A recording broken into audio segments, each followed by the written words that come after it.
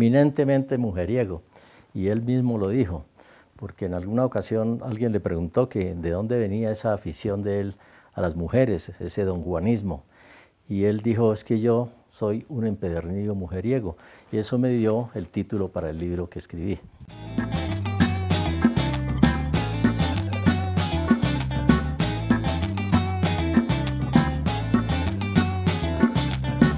Tuvo amores con aristócratas, él tuvo amores con campesinas, con mujeres comunes y corrientes, de manera que no hay un perfil así específico para la mujer o las mujeres que él amó.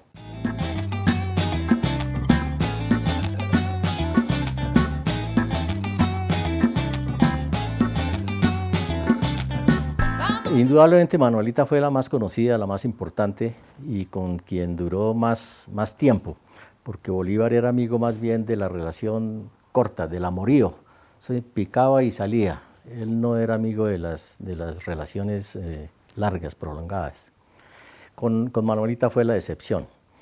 La mujer que él amó, tal vez de una manera diferente, de una manera muy sentimental, muy romántica, fue María Teresa Rodríguez del Toro, que fue su esposa. Él se casó en España, ella era hija de un venezolano que hacía mucho tiempo residía en Madrid, se enamoró perdidamente, él estaba muy joven, 19 años, perdón, y se enamoró de ella e hizo todo lo posible por lograr casarse con ella. Y en esa época, por supuesto, Bolívar no tenía en su mente nada de independencia, ni de batallas, ni de luchas, ni de política, ni de nada.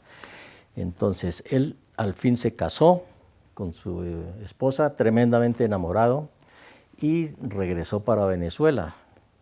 Como ustedes saben, Bolívar era una persona muy rica porque sus padres le dejaron una fortuna inmensa. Y entonces la idea de él era regresar con su esposa a Venezuela y ponerse al frente de sus fincas. Con tan mala suerte que ella contrajo fiebre amarilla y a los 8 meses de casado, estando aquí ya en Venezuela, ella murió.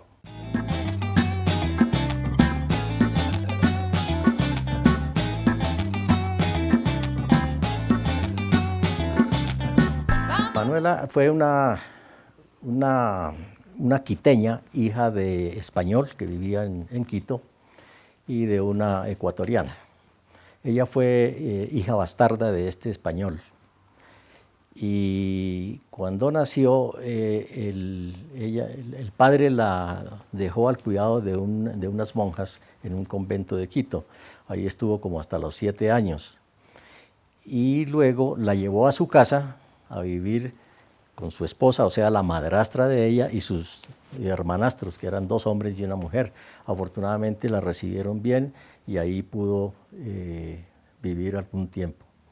Ella fue una mujer muy alocada, entre comillas, muy desparpajada, muy frentera.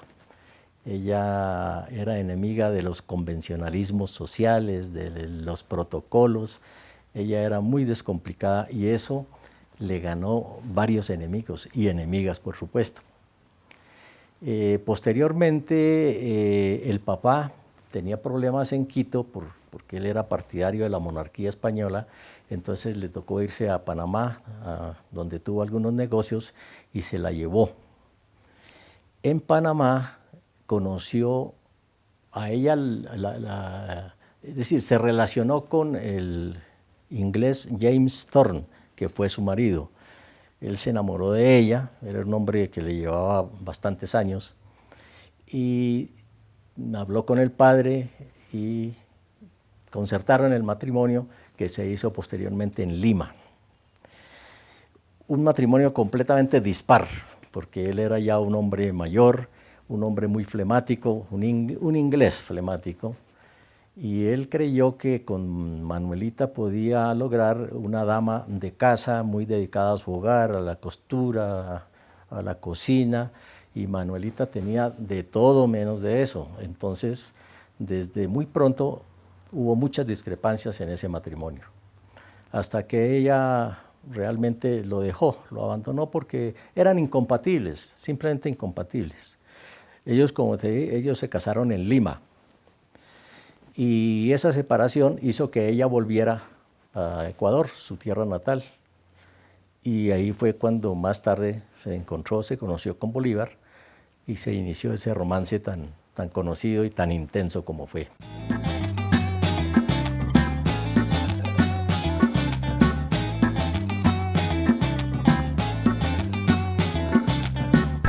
Ella era una mujer que no era apegada a los convencionalismos y no le interesaba nada de eso, más bien era despectiva en ese aspecto. Y cuando conoció a Bolívar, encontró un alma gemela y él también, y desde el primer momento hubo una empatía, hubo química, como se dice ahora, y ellos iniciaron desde ese mismo momento ese romance tan intenso, y ella dejó de lado a su esposo Thorn.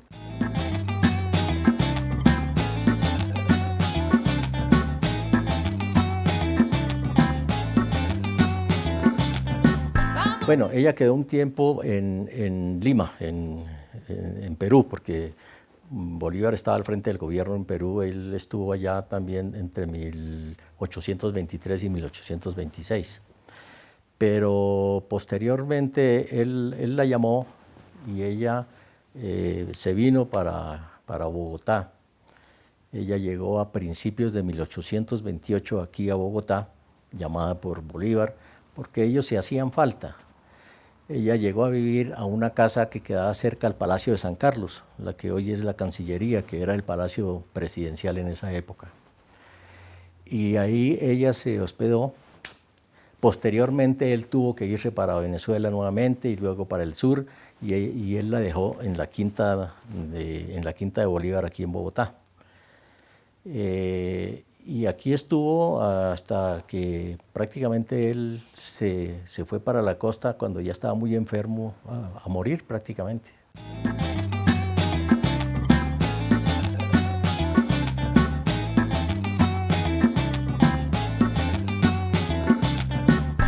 Manuelita fue una amiga de la causa de la independencia desde antes de conocer a Bolívar. Ya desde su época de matrimonio con Thorn, ella era una activista en favor de la independencia. En Perú, inclusive, esa actividad de ella fue la que comenzó a resquebrajar ese matrimonio con Thorn, porque a él no le gustaba esa actividad, pero ella era una activista y ella procuraba ganar hombres para su causa, inclusive a su hermanastro, que era del batallón Numancia en Perú, lo hizo cambiar de bando con algunos otros oficiales. Entonces ella fue una activista. Ella participó en la batalla de Pichincha antes de conocer a Bolívar. Ella participó luchando pues, con armas y con uniforme. Ayudó a curar enfermos, a rescatar heridos y toda esa cuestión en esa batalla. La batalla de Pichincha fue en 1822. En mayo de 1822, y ella conoció a Bolívar, se conocieron en Quito en junio de ese año. Posteriormente, ya cuando se conoció con Bolívar, esa actividad proselitista y esa actividad en favor de la independencia pues fue reforzada, y ella en Perú también batalló al lado de la tropa, estuvo en la batalla de Ayacucho y estuvo en la batalla de Junín también, y por eso recibió el título de coronela.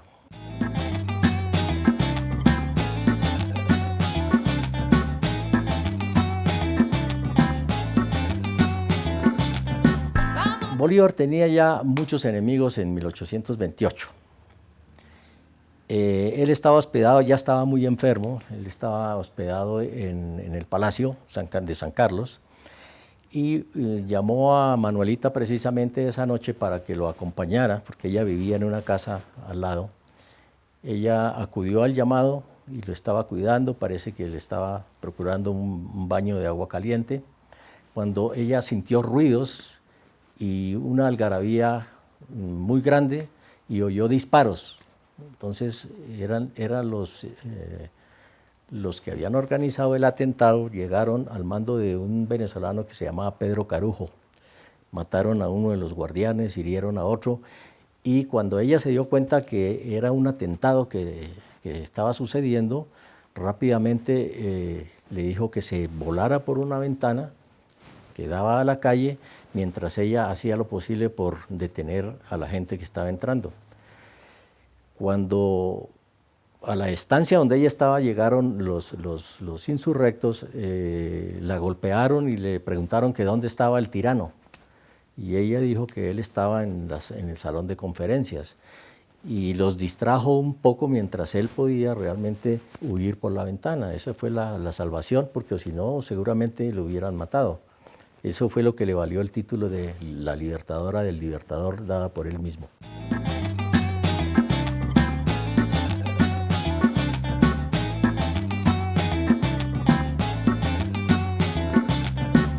Estando allá fue cuando recibió la noticia de la muerte del libertador el 17 de diciembre en San Pedro Alejandrino.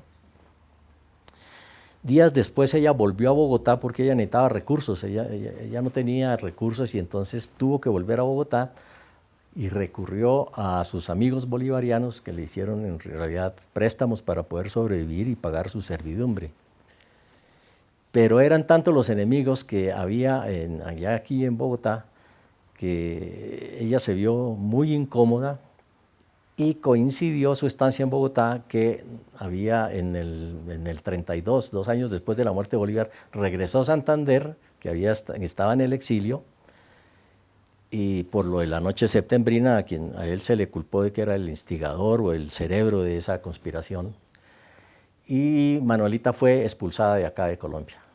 Entonces ella tuvo que irse nuevamente para Ecuador, y de Ecuador se fue ella quería volver a Lima, entonces se embarcó en Guayaquil para ir a Perú, pero ese barco en que ella viajaba hizo una escala en una población del norte de Perú que se llama Paita, que era como un atracadero de los buques balleneros, y en esa población había un intenso comercio, aunque era una población muy, muy pequeña.